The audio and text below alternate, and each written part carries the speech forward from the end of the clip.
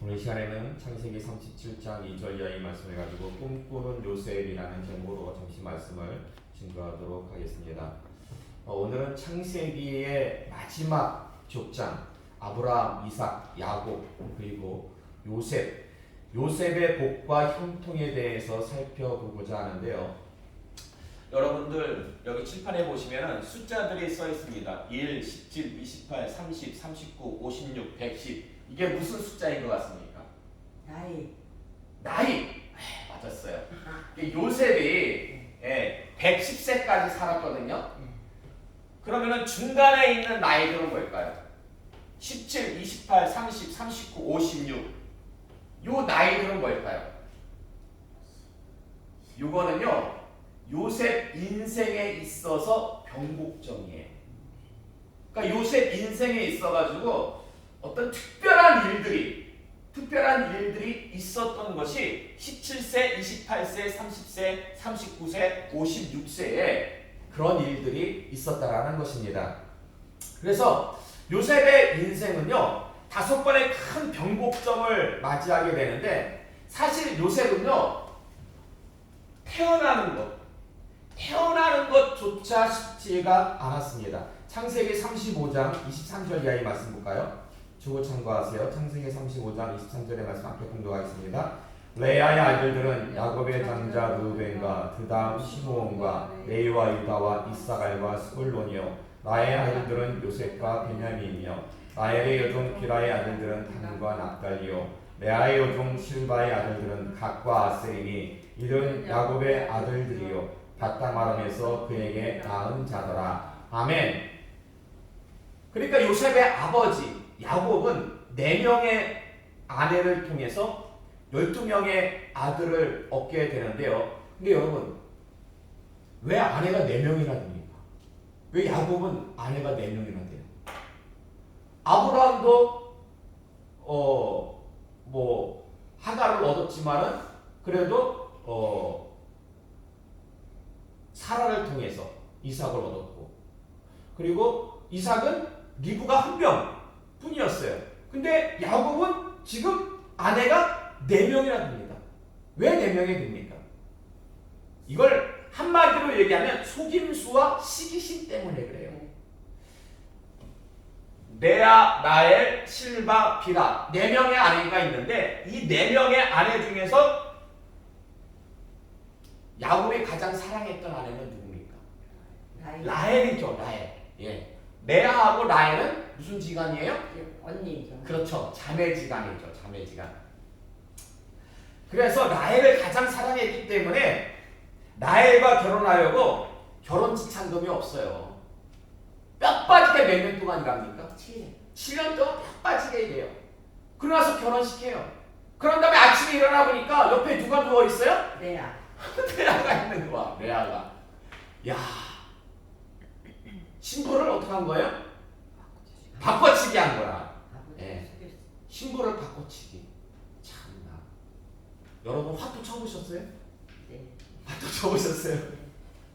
영화 같은 데 보면은 기술자들이, 화투 치는 사람들이 이렇게 밑에서 한 장을 탁 빼요. 그걸 뭐라 그래요? 속임수. 밑장빼기라고 그래. 밑장빼기. 근데 이건 뭐예요? 신부를 빼버린 거야. 신부 빼기. 참 살다가 신부 빼기 한 거는 아마 성경밖에 없을 거예요. 아침에 일어나니까 옆에 라헬이 아니라 레아가 누워있던 거예요. 근데 왜 레아가 옆에 누워있습니까?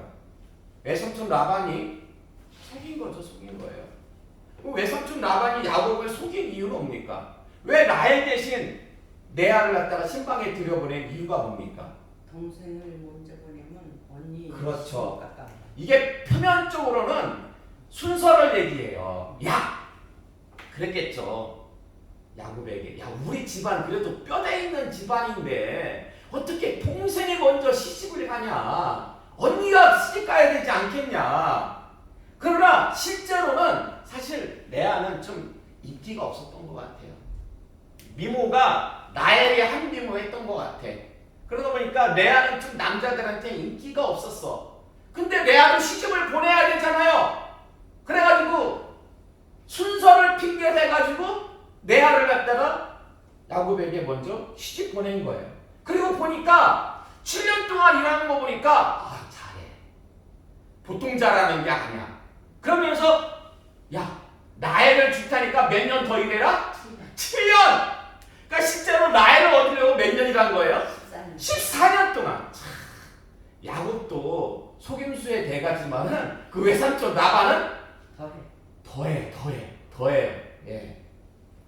그래서 야곱은 뜻하지 않게 두 명의 아내를 얻게 되는데요.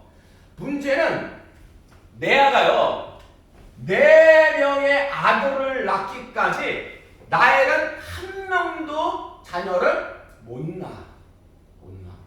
그러자 라헬이 자신의 몸종 시녀인 비라를 야곱에게 첩으로 드립니다. 왜요?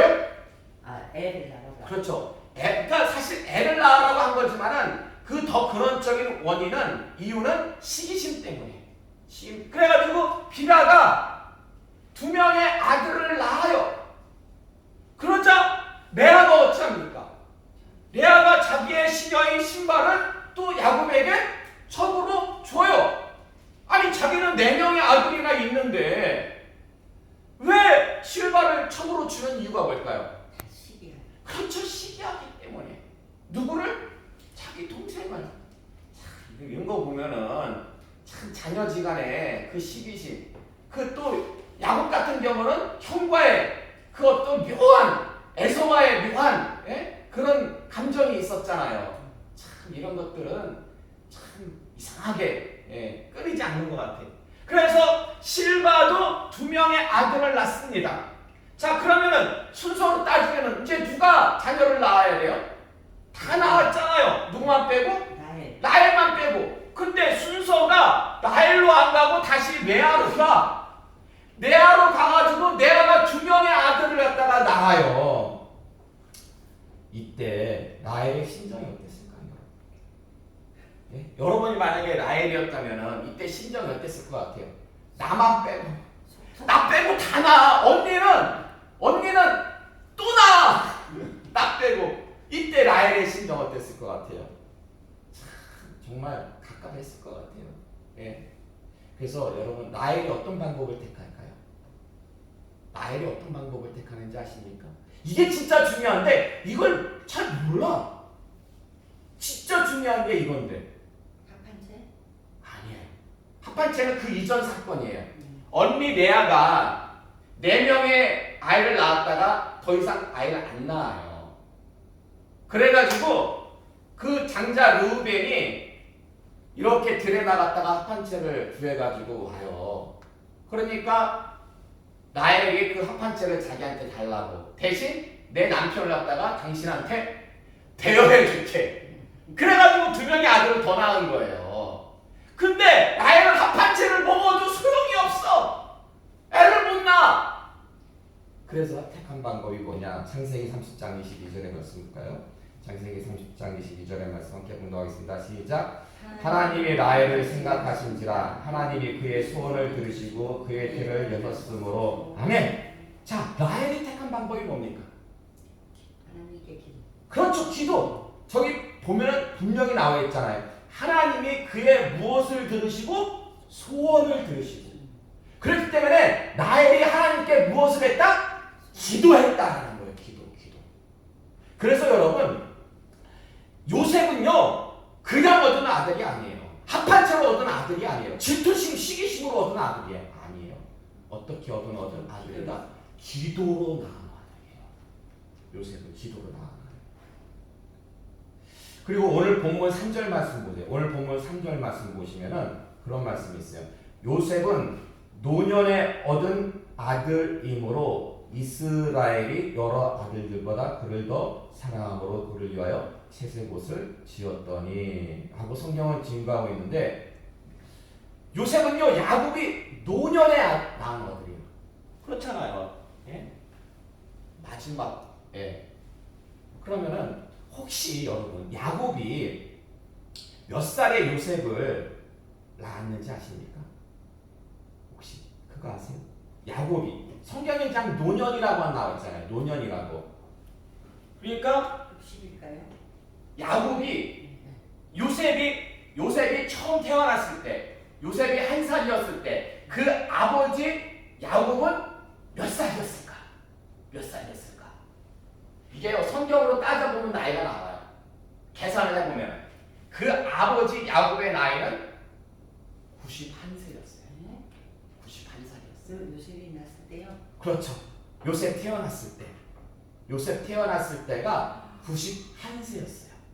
91살. 예. 그러니까 아브라함이 이삭을 몇 세에 낳았어요? 100세. 100세에 낳았죠. 비슷해요. 거의 비슷해요. 예. 근데 이렇게 노년에 낳은 아들이다 보니까 너무나 사랑스러워. 근데 사랑이 도를 너무 지나쳐가지고 다른 아들들도 있는데 유독 요셉을 어찌합니까? 사랑해. 그걸 다른 말로 얘기하면 편애. 그래서 요셉에게만 채색 옷을 해 입혔는데요. 사실 채색 옷은 이게 아주 고급, 우리로 말하면 실크, 아마포로 만들어진 긴 겉옷이에요. 귀족들이나 왕족들은 긴 겉옷을 입었어요. 왜요? 여러분, 긴 옷 입고 일하려면 편해요? 어려워요? 어렵죠. 근데 그 사람들은 긴 옷을 입어요. 왜요? 일하는 사람들이 아니기 때문에. 그 사람들은 부리는 사람들이기 때문에. 대신에 일하는 사람들은 어때요? 짧죠. 그러니까 요셉은 긴 아마포 채색 옷을 입고 다른 형제들은 어떤 옷을 입었을까? 짧은. 그렇죠. 조선 시대로 말하면은 요셉은 대갓집 도련님이 입는 그 한복 있잖아요. 쫙 빼입고 서당 가는. 그럼 다른 형제들은 어떤 옷? 그냥 머슴들이 있는 바지 저고리. 네? 머슴들이 있는 바지 저고리. 그러자 형들이 요셉을 어찌했을 것 같습니까? 미워했어. 그렇죠. 시기하고 미워. 당연한 거죠. 당연한 거예요.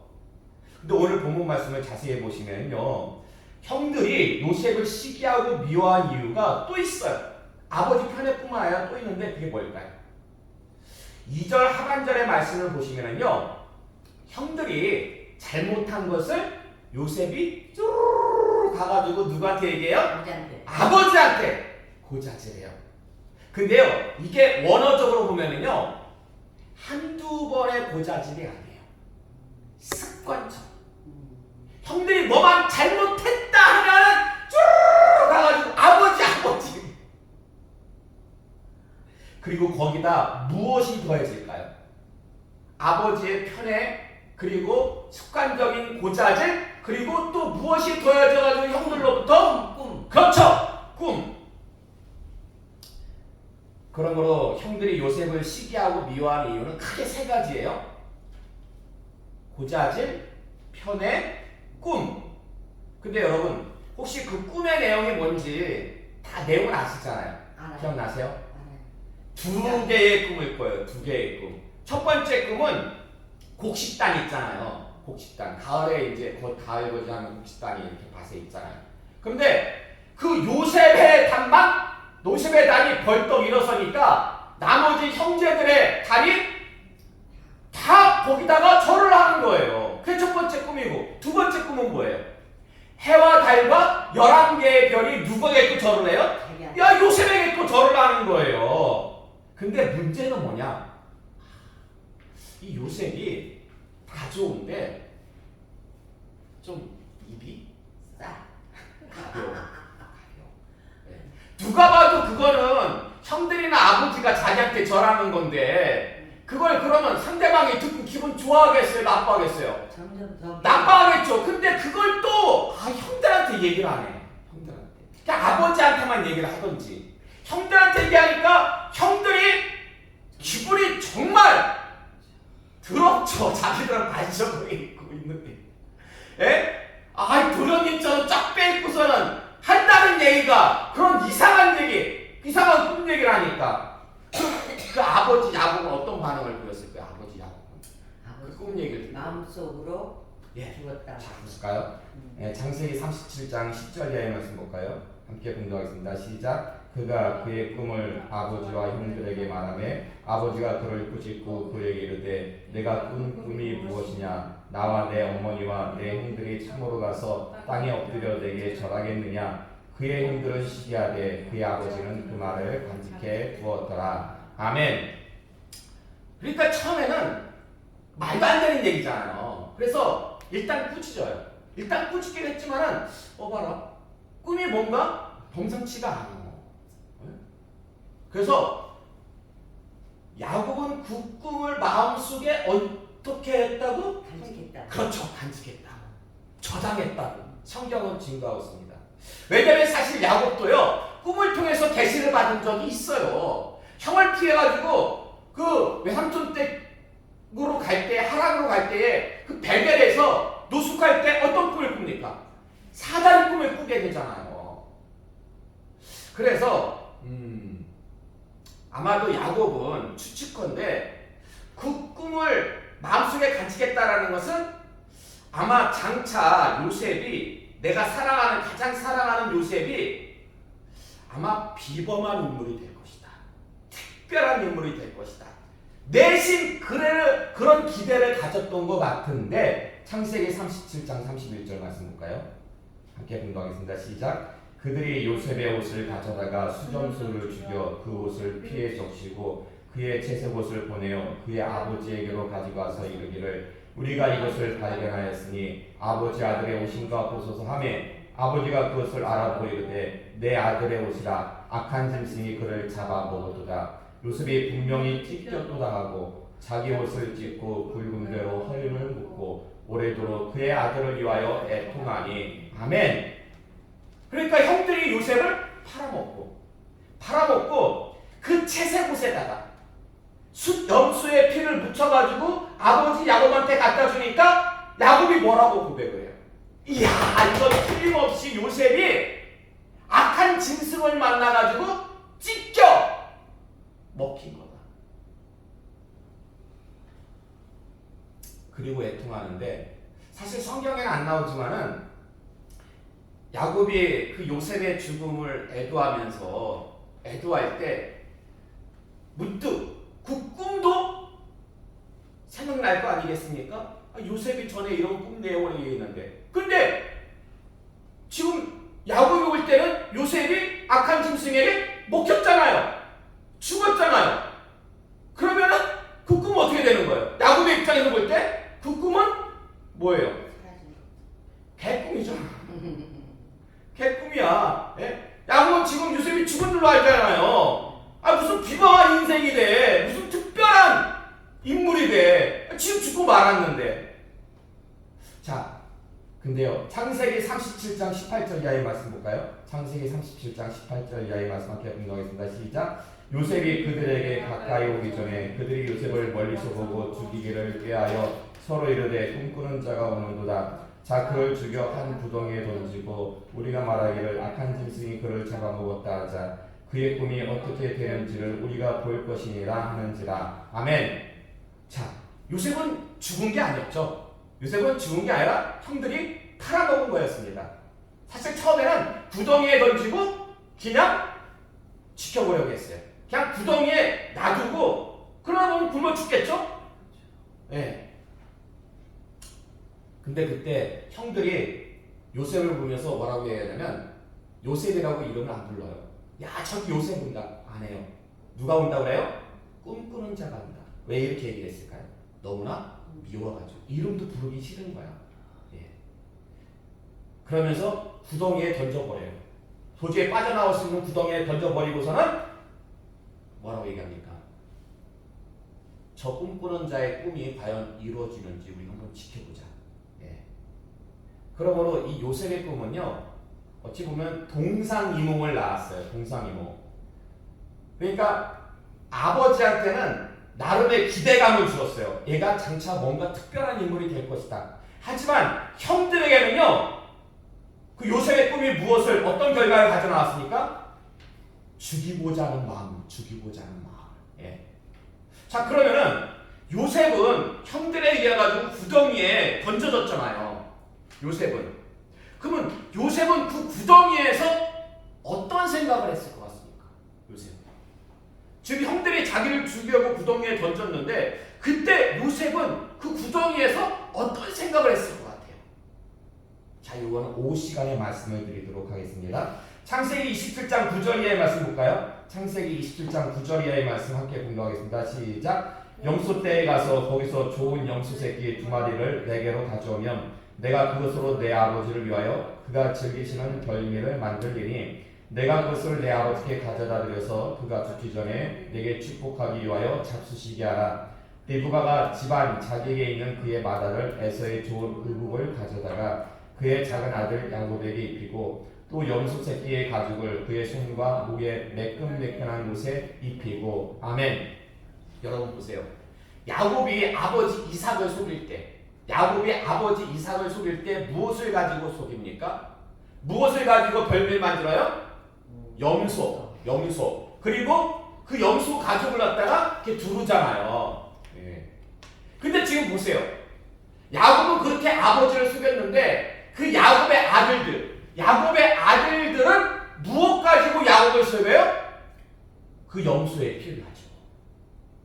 그러니까 야곱이 염소 가지고 아버지 이삭을 속이니까 야곱의 아들들은 염소의 피를 가지고 야곱을 속였다라는 거예요. 결국 심은 대로 뿌린 대로 인과 응보라는 거죠. 그래서 착하게 살아야 된다. 착하게 살아야 된다라는 교훈을 얻게 되는데, 여러분 보세요. 지금 이 형제들의 갈등이 굉장히 단순히 고자질 하나뿐만이 아니라 고자질에다가 미움이 요만했어요. 고자질 할 때는 미움이 요만했어. 근데 거기다가 아버지의 편애가 너무나 시작하니까 요 미움이 이만해졌어. 그러다가 꿈까지 얘기를 듣다 보니까 미움이 이만해져가지고 결국 그 미움이 누구를, 요셉을 죽게 만드는 원인이 되고 말았다라는 것입니다. 근데 보세요. 이 형제들 간의 갈등, 누가 원주입니까? 누가 원주예요? 형제들 간의 갈등 누가 원주예요? 예? 야곱과 에서가 아니에요. 원주가 누구예요? 원주 가인과 아벨이에요. 가인과 아벨. 네. 가인이 아벨을 왜 죽였어요? 질투심. 그렇죠. 질투심과 시기심, 그로 인한 미움으로 인해 가지고 동생을 죽이고 말았다라는 것입니다. 근데 보세요. 가인의 질투와 시기심, 그리고 그 미움은 어디서 온 걸까요? 어디서 온 걸까요? 예? 가인의 질투심과 시기심, 그 미움이 어디서 온 걸까요?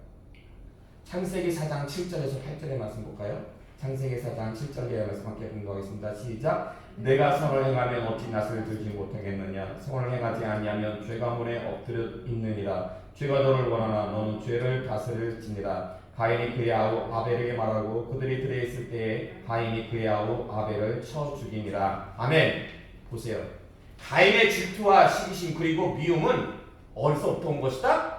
죄로부터 온 거예요. 죄로부터 온 겁니다. 그럼 여러분, 그 죄는 언제 생긴 거예요? 그 죄는 도대체 언제, 어떻게 생긴 거예요? 죄라는 것이. 그렇죠. 선악과 범죄 이후에 태어나는 모든 인간, 가인뿐만 아니라 아벨도 무엇을 갖고 태어난다? 원죄를 갖고 태어나요. 원죄를 갖고 태어나는데 그 원죄가 있기 때문에 그로 인해 가지고 어떤 죄를 짓게 된다? 자범죄를 짓게 되는 거예요. 그 원죄가 있기 때문에 자범죄를 짓는 거예요. 그럼 보세요. 요셉을 향한 형들의 시기심과 질투, 미움의 원인이 뭐라고요? 죄예요. 심지어 야곱이요, 요셉을 편애한 것도 따지고 보면 무엇이다? 죄 때문이야. 죄 때문에. 예. 근데 그 죄를 없애려고 오신 분이 누구다? 예수님. 그 죄를 없애려고. 그래서 여러분에게 지금 죄가 있어요, 없어요? 여러분한테 죄가 있어요, 없어요? 잘못한 있어요. 이게 한 70년대, 80년대? 그때 구원 받으셨습니까? 구원파 때문에 한국 교회가 굉장히 막 어려움을 겪은 적이 있어요. 그 이단에 많이 빠졌어요. 교회에서 제대로 구원에 대한 확신을 갖다가 가르쳐주지 않았고, 뭐 신앙생활을 모태신앙부터 시작해가지고 3, 40년, 50년 넘게 했어도 구원에 대한 확신이 없다 보니까 그냥 넘어가는 거예요. 근데 지금 똑같아. 예? 구원에 관한 문제가 아니라 할지라도 죄가 있습니까 없습니까? 물어보면 거기에 대해서 잘 대답을 못해. 안 돼요, 여러분. 그러면 안 돼요. 신앙생활을 여러분 이렇게 성장하는 거예요. 성경을 보면은 신앙이라는 거는 그리스도의 장성과 분량에 이르기까지 자라나는 거예요. 그렇기 때문에 그거는 신학적인 어떻게 애가 지금 15, 16인데 계속해서 유치원 정도의 수준에 있으면 안 되는 거 아니겠어요? 나이가 들면 그 나이에 맞게 중학교도 가고 고등학교도 가고 대학교도 가고 그래서 그런 지식이 점점 자라나야 되잖아요. 성경도 마찬가지예요. 신앙도 마찬가지예요. 우리가 그만큼 오래 신앙생활 했으면은 이 가장 기본적인 거예요. 예? 죄에 관한 거. 예수님께서 우리를 위해 가지고 우리 죄를 없애시기 위해 가지고 이 땅에 오셨어요. 그래서 여러분에게 죄가 있냐고 물은다면 여러분 뭐라고 대답해야 된다고요? 죄가 없다고요? 진짜 없어요? 진짜 여러분 죄 없어요? 자, 여러분 누가 죄에 대해서 모르신다면은 이렇게 대답하세요. 앞으로는 법정적으로는 여러분에게 죄가 없습니다. 왜냐? 예수 그리스도를 믿음으로 말미암아 가지고 법정적으로 너희는 의롭다함을 얻었다. 깨끗함을 입게 되었다. 예수 그리스도로 말미암아 가지고. 그러나 법적으로는 깨끗해졌지만은 실제적으로는 있어요, 없어요? 있어요. 실제적으로는 죄가 있잖아요. 법적으로는 깨끗해졌지만 실제적으로는 죄가 있어요. 그래가지고 우리 가운데 필요한 게 뭐예요? 칭의를 받은 우리에게 필요한 게 뭐예요? 성화. 실제적인 그 죄를 갖다가 씻어야 되는 거잖아요. 그래서 성화가 필요한 거예요. 간단해요. 아주 간단해요. 그러나 굉장한 지식이에요. 꼭 명심하시기 바랍니다. 자, 그렇다면 성화에 꼭 필요한 요소는 무엇일까? 우리의 이 실제적인 이 죄를 씻기 위해서, 죄를 짓지 않기 위해서 우리에게 꼭 필요한 그 성화의 요소 두 가지. 제가 볼 때는 하나님 말씀입니다. 하나님 말씀과 그리고 성령인데요. 보세요. 의롭다고 칭함을 받은 자가 어떻게 살아야 되는지, 어떻게 죄를 짓지 않고 살아야 하는지를 알려주는 것이 하나님의 말씀입니다. 하나님의 말씀. 여러분 보세요. 하나님 말씀의 핵심이 뭐예요? 하나님 말씀의 핵심. 이 하나님 말씀의 핵심. 네? 이걸 믹서기 아니면은 그 틀에다가 집어넣고 성경 말씀을 갖다가 쫙 짜내면은 딱 한 단어 나와요. 한 단어. 그 단어가 뭐예요? 사랑. 그걸 둘로 나누면 뭐가 돼요? 하나님 사랑, 이웃 사랑이에요. 하나님 사랑, 이웃 사랑. 그래서 마음과 목숨과 뜻을 다하여 누굴 사랑하고? 하나님을 사랑하고 이웃을 내 몸처럼 사랑하라. 심지어 누구까지도? 원수까지도. 근데 여러분 보세요. 어떻게 마음과 목숨과 뜻을 다해서 하나님을 사랑할 수 있을지 모르겠지만은 원수까지 여러분 사랑할 수 있습니까? 그거요. 죽었다 깨나도 내 가지고는 안 돼요. 내 가지고 안 돼요. 내 가지고 안 돼요. 그러나 누가 임하시면? 성령님이 임하시면. 성령님이 임하시면. 자, 여러분 예수 그리스도로 말미암아서 법정적으로 여러분은 의롭다함을, 깨끗함을 입었습니다. 근데 아직까지는 실제적으로는 여러분 가운데 죄가 있어요. 그러면 이렇게 계속 사시겠습니까? 아니면은 법적으로 깨끗함을 입었으니까 실제적으로도 깨끗함을 입는 삶을 사시겠습니까? 그러려면요 성령을 사모하고 강구하시기 바랍니다. 내 힘 가지고는요 정말 이웃을 내 몸같이 사랑하지 못하고 서로 사랑하라는 개념, 주신 개념 온전히 실천하지 못합니다. 부디 이 시간 나오신 여러분은 성령을 사모하고 강구하심으로 마음의 할례 받으시기 바랍니다. 육신의 할례가 아니라 마음의 할례를 받으시기 바랍니다. 이게 참 어려워요. 솔직히 마음의 할례를 받았으면요 교회가 이런 시험 안 당해요. 어릴 때부터 모태신앙이요 평생 목회를 했어요. 그럼에도 불구하고 마음의 할례를 받지 못하니까요 결국 이런 여러분 시험에 빠지고 간 거예요. 그러면 안 돼요. 그러면은 정말 예수님이 오셔가지고 우리를 위해서 희생하신 그 십자가의 희생을 갖다가 헛되게 하는 거예요. 여러분 꼭 마음의 할례를 받으심으로 이제 주님 앞에 서는 그날까지 미움을 간직한 채 미워하며 시기하며 질투하며 살아가는 인생이 아니라 오직 이해하고 용서하고 사랑하시는 복된 여러분 다 되시기를 주님의 이름으로 축원합니다. 아멘. 이렇게 찬양하시겠습니다.